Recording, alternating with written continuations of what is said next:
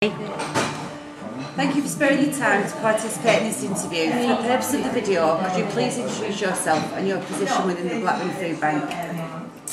My name's Ros Jordan, and I'm the project manager of Blackburn Foodbank. Thank you. My name is Emma Mcnally and recording the interview is Rebecca Winser.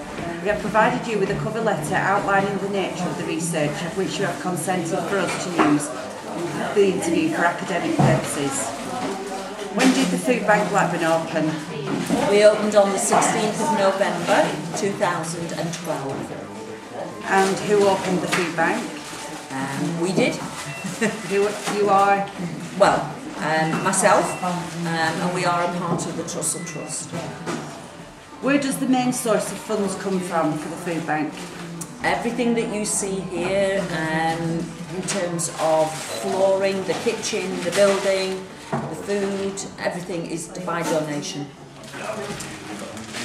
Are any of the staff in paid employment or are they all volunteers? No, we're all volunteers.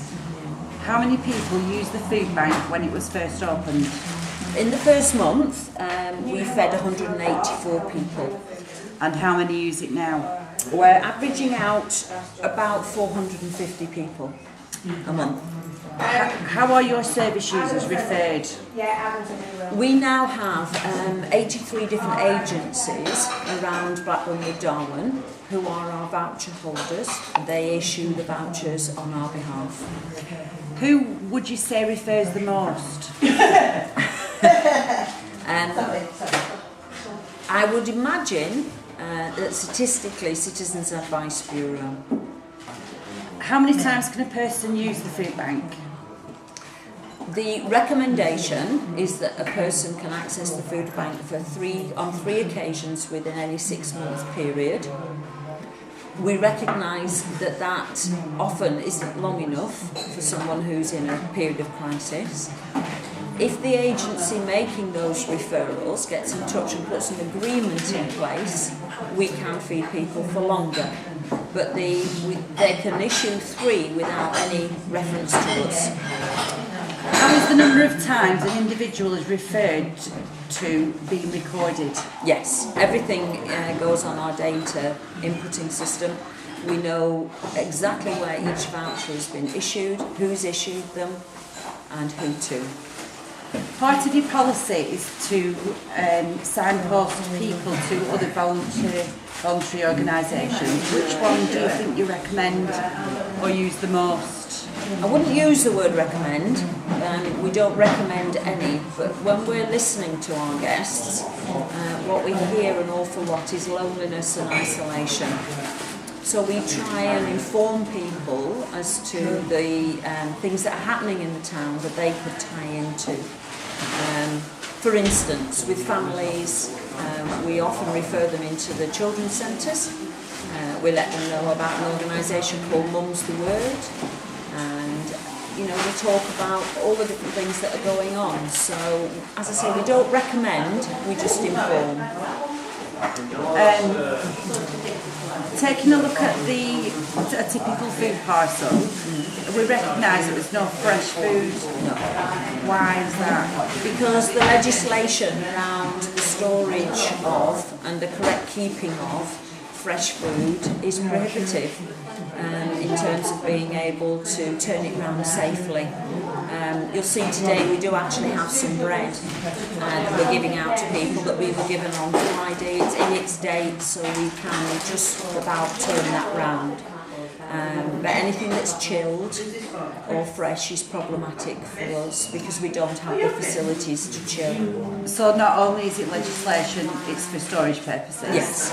If there was a change in legislation, do you think the food banks would then use fresh fruit and veg? If we could find a way of turning it round so that people, we do occasionally have people that bring us fresh food, and if we can get it out that same day or the following day, we will indeed do that. We wouldn't throw it away just as a matter of principle sort of thing. It's all about being able to get it out appropriately and safely. What would you think if it did come into play that you could use fresh fruit and veg? What would you think about community allotments providing food? Yeah, I think they're a fabulous idea. They're not. I think for us it would be problematic, but if a community allotment could do it directly from the allotment, then that makes absolute sense. Last year we did engage with a scheme whereby people were given slow cookers, and then they could go along to a children's centre to pick up fresh veg on a weekly basis to use their slow cookers, and we signposted a lot of people into that.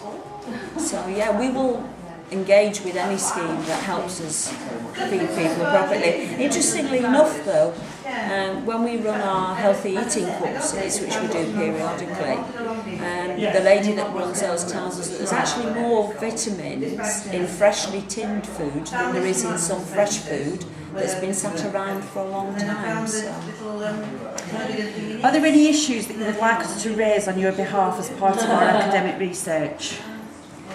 For us, the biggest issue at the moment is the sanctioning of people for long periods of time, just removing their benefits without any prior notice or anything like this. And there doesn't seem to be much justice in what's going on at the moment. We're currently trying to collate information, obviously it's only anecdotal information, and pass it back to Trussell Trust, and they're trying to make a national picture, create a picture and pass that information back to central government.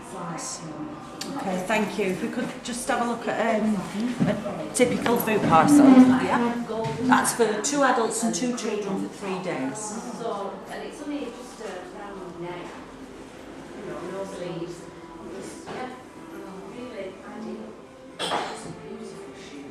Actually discuss the figures for the total, do you know? Yeah. So in the 6 months since we opened, we've actually fed 2,298 people as of the close of play on Friday. So that doesn't include today's people.